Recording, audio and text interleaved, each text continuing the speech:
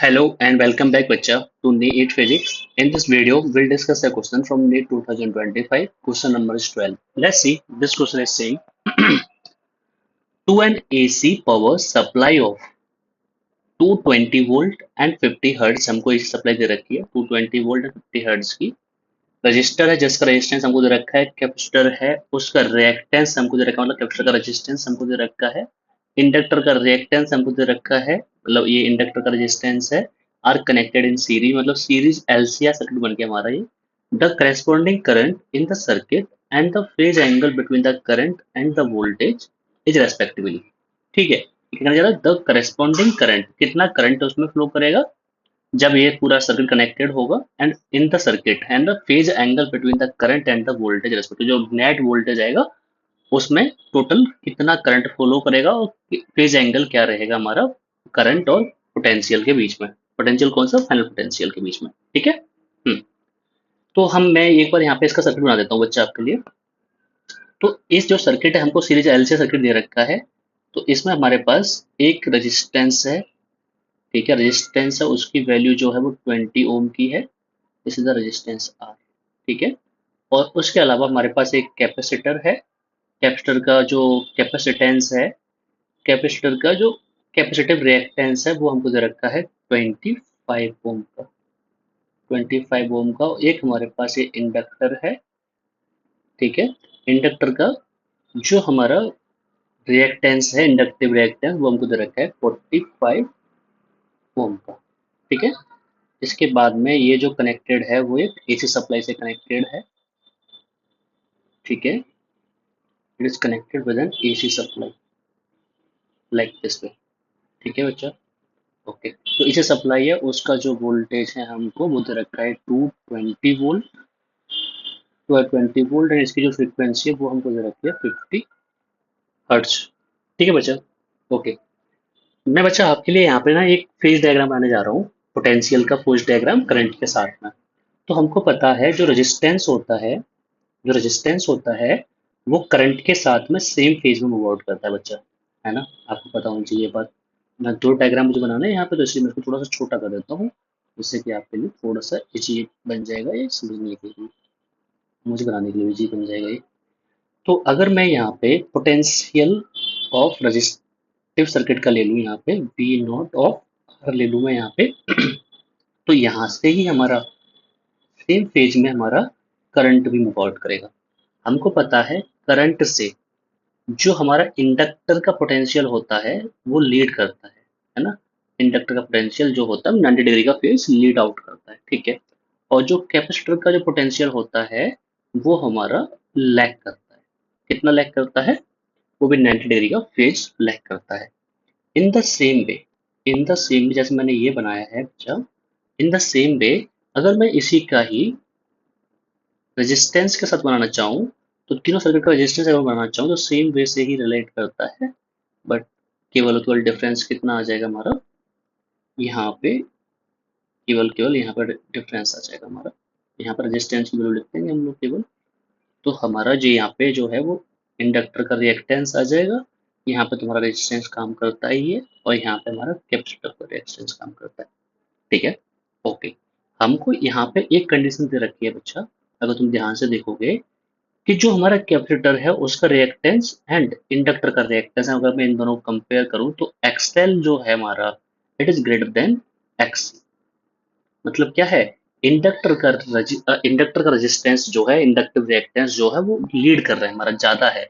अगर ऐसा केस बन जाए हमारा तो हमारा इंडक्टिव सर्किट बन जाता है। सर्किट होता है वो इंडक्टिव सर्किट बन जाएगा। अच्छा, इंडक्टिव सर्किट बनने से क्या हो जाएगा बच्चा? इंडक्टिव सर्किट बनने से हमारा क्या हो जाएगा कि ये जो दोनों डायग्राम है अगर मैं इनका नेट बनाना चाहूँ तो इनका जो नेट होगा हमारा वो किसी इस टाइप से बन जाएगा। देखो अगर एक बार आपको दिखाऊं यहाँ पे, तो यहाँ से ये वाला हमारा हट जाएगा और सेम यहाँ से हमारा ये हट जाएगा। करंट तो यहाँ पर सेम फेज में मूव आउट कर रहा है। और अगर मैं इसको पूरा लिखूं तो ये जो है हमारा यहाँ पे नेट आ जाएगा, यहाँ पे नेट आ जाएगा। तो ये बन जाएगा हमारा पी नॉट एल, मतलब पोटेंशियल का potential of inductor and the potential of capacitor, ये वी नेट बन जाएगा हमारा। This is what, this is the V net, मतलब एक साइड का वी नेट है ये अभी। ठीक है, सेम जो यहाँ पे है ये हमारा एक्सएल माइनस के एक्ससी आ जाएगा। ठीक है, फाइन। ओके, मुझे निकालना है नेट, तो नेट तो अब इन दोनों के बीच से जाएगा कहीं से। ठीक है, तो मान लो नेट जो है वो हमारा यहाँ से जा रहा है। ठीक है, नेट जो है हमारा वो यहाँ से जा रहा है। यहाँ पे ये जो नेट है, ये नेट क्या है बच्चा, ये वी नेट है यहाँ पे। और यहाँ पे ये एक्स नेट है, मतलब इसको तो हम क्या बोलते हैं, इसको बोलते हैं हम लोग इम्पीडेंस, जेड बोलते हैं इसको, इम्पीडेंस बोलते हैं। ठीक है। हम्म, मुझे दो चीजें निकालनी है। पहली बात तो मुझे निकालना है कि ये जो हमारा नेट है इसका फेज एंगल क्या होगा करंट के साथ में, है ना।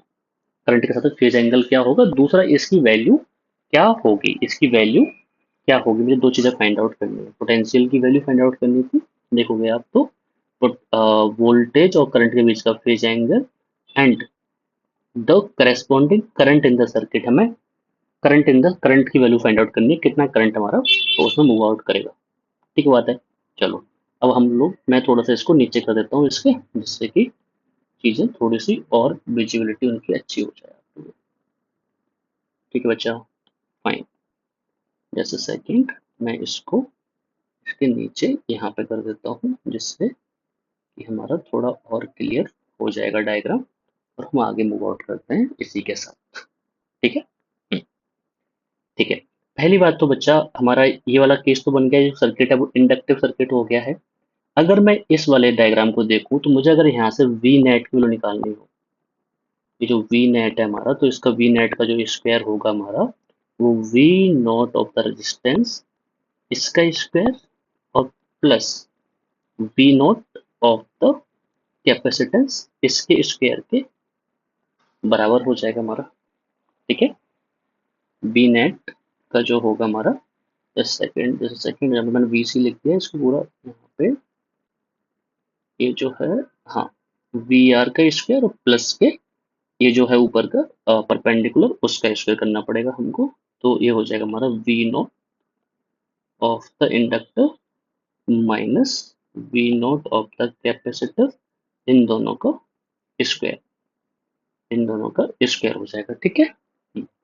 अगर मैं यहाँ से आगे बढ़ूँ इसको, तो हमारा वी नॉट आर मतलब पोटेंशियल ऑफ द रेजिस्टेंस वाला जो होगा हमारा, उसमें अगर मैक्सिमम निकालना चाहेंगे हमारा, तो ये आई नॉट आर के स्क्वायर के बराबर हो जाएगा ये। ठीक है, प्लस यहाँ पे देखो तो V naught of L, this will be the X L into I naught के बराबर हो जाएगा हमारा ये, माइनस ये हो जाएगा हमारा आई नॉट इंटू एक्स सी के बराबर का। ठीक है, और इस पूरे का लगा है ये होल स्क्वायर। अगर मैं यहाँ से कॉमन ले लूँ बच्चा, मैं क्या कॉमन ले सकता हूँ यहाँ से, मैं आई नॉट का स्क्वायर में बाहर ले सकता हूँ। अगर मैंने ये ले लिया, यहाँ पे क्या बच जाएगा हमारा, यहाँ बच जाएगा हमारा R square plus X L minus X C का होल स्क्वायर, इस टाइप से बच जाएगा। ये किसके बराबर आ रहा है हमारा, वी नेट के स्क्वायर के बराबर। अगर मैं यहाँ से वी नेट निकालूं, तो वी नेट की वैल्यू हो जाएगी हमारी आई नॉट इंटू में, इस पे पूरे पर रूट आ जाएगा, जो कि हमारा इम्पीडेंस के बराबर होता है ये। ठीक है, किसके बराबर होता है ये होता है हमारा इम्पीडेंस के बराबर। ठीक है, अब मैं यहाँ पे वैल्यूज को पुट कर देता हूँ बच्चा, सीधा सीधा। अच्छा चलो, मैं थोड़ा सा ब्रॉड कर दिखा देता हूँ आपको, जिससे कि आपको और कंफ्यूजन ना बन जाए। तो यहाँ पे देखोगे ये जो था पूरा, ये बन जाएगा हमारा ये R square plus X L minus के एक्स सी का होल स्क्वायर, और इसी को बोलते हैं हम लोग आई नॉट जेड, जो मैं आपको अभी बता रहा था। ठीक है, ओके। अब मैं वैल्यूज को पुट करता हूँ बच्चा यहाँ पे, है ना। ठीक है, जब मैं वैल्यूज को पुट करूंगा तो मुझे निकालना है आई नॉट की वैल्यू। तो आई नॉट इक्वल टू क्या हो जाएगा हमारा, आई नॉट इक्वल टू जेड उसके अपॉन में आ जाएगा, यहाँ बन जाएगा वी एन, तो ये बन जाएगा हमारा 220 अपॉन में चलते हैं, तो ये बन जाएगा रूट के अंदर आर स्क्वायर, आर स्क्वायर मतलब 220 है तो 20 का 400 हो जाएगा, प्लस प्लस ये एक्सल माइनस का एक्स है, तो 45 में से 25 जाएगा तो ये भी 20 बच जाएगा, 20 बच जाएगा, तो ये भी 400 हो जाएगा। अब मैं इसको आगे सॉल्व आउट करूंगा तो ये हो जाएगा 220 अपॉन 400 एंड 400 हो जाएगा हमारा 800, 800। ठीक है, रूट में आ गया हमारा 800, रूट में 800 में से मैं उसको ले सकता हूँ 100 इंटू 8, 100 में से रूट को बाहर निकालूंगा तो 10 आ जाएगा, 10 रूट 8 बन जाएगा पूरा। सही बात है। इससे ये कट जाएगा हमारा, यहाँ से आ जाएगा ये 22 अपॉन में 2√2। इसका मतलब है ये आ गया हमारा 11 अपॉन में √2। ठीक है बच्चा, यहाँ से अगर मैं √2 वैल्यू पुट कर दूं, यहाँ से √2 की वैल्यू होती है 1.41। 1.41 जैसे ही मैं इसका पुट करूंगा तो हमारा आंसर जो है 15 तो हो नहीं सकता भाई साहब, है ना, ये कट गया, ये भी कट गया। 7.8 में से एक होगा, है ना, तो हमें आगे सॉल्व आउट करने की जरूरत भी नहीं है, हम डायरेक्ट ले सकते हैं इसको कि 7.8 एम्पियर आएगा हमारा। ठीक है, तो इन दोनों में से हमारा एक आंसर सही होगा, मतलब ये 7.8 तो सही है। ठीक है, यहाँ तक का आपको समझ में आ गया ये। ठीक है, अब हमें निकालना है फेज एंगल। तो जल्दी से मैं आपको मूवी दिखा देता हूँ, तो आप इसको एक बार देख लो, नोट भी कर सकते हो, मैं इसको हटाने जा रहा हूँ। ठीक है, तो मैंने जैसे ही इसको हटा दिया, अच्छा मैं ऊपर से हटा दूं क्या? तो अगर मैं ऊपर से हटाऊंगा ऐसे, तो मैं ये वाला पार्ट हटा देता हूँ। ठीक है बच्चा, जिससे कि हम कंपेरिजन भी कर पाए इसका आगे। ठीक है, मैंने ये वाला पार्ट यहाँ तक का रिमूव कर दिया, जिससे कि हमारे लिए इजी हो जाएगा लिखना। ठीक है, अब हमें निकालना है फेज एंगल। देखो बच्चा, तो फेज एंगल हमारा फाई यहाँ पे। अगर मैं टेन फाई की वैल्यू लिखना चाहूँ इस वाले ट्रायंगल से, तो ये जो एक्सएल माइनस का एक्स है, मैं इसको यहाँ पे शिफ्ट कर सकता हूँ। तो टेन फाई क्या होता है? परपेंडिकुलर फ्रॉम बेस, मतलब एक्सएल माइनस का एक्स सी अपॉन में वॉट, आर। एक्सएल माइनस का एक्स सी की वैल्यू कितनी हो जाएगी बच्चा? 20। आर हमें कितना दे रखा है? 20। यहाँ से कितना आ जाएगा? 1। 1 कितना होता है हमारा? 1045 की वैल्यू। ठीक है, यहाँ से हमारा कंपेयर करोगे तो फाइव की वैल्यू कितनी आ जाएगी? फाइव की वैल्यू आ जाएगी हमारी 45 डिग्री। कितनी आ गई? 45 डिग्री, जो कि आप देख सकते हो हमें गिवन है डी ऑप्शन में। ठीक है, आई होप आपको ये क्वेश्चन बिल्कुल एकदम अच्छे से समझ में आ गया होगा। अगर आपको ये वीडियो अच्छी लगी है तो अपने दोस्तों के साथ शेयर कर दो, इस वीडियो को लाइक कर दो, शेयर कर दो। और यहाँ पे एक चीज थी बच्चा, ये जो हमारा था इनपुट जो था वो हमारा एसी का था। ठीक है, इसी का इनपुट था हमारा। और इस चैनल को आप सब्सक्राइब कर लो, आगे की वीडियो जिससे कि मिस ना हो जाए। Thank you so very much बच्चा। लास्ट बात एक आपको बोलना चाहता हूँ मैं, अगर आपको कुछ नया डिमांड, कुछ नया टॉपिक सीखना है जिसमें आपको बहुत ज़्यादा डाउट्स रहते हैं, तो आप उस टॉपिक के लिए नीचे कमेंट कर सकते हो, कमेंट सेक्शन में। मैं स्पेशली उस टॉपिक के ही कुछ क्वेश्चंस और उस टॉपिक का कॉन्सेप्ट की वीडियो मैं आपके लिए बना दूंगा स्पेशली। ठीक है बच्चा, ध्यान रखो इस बात को। बाकी all the very best for your NEET exam, अच्छे से मेहनत करते रहो। हम मिलेंगे नेक्स्ट क्वेश्चन के साथ। Thank you so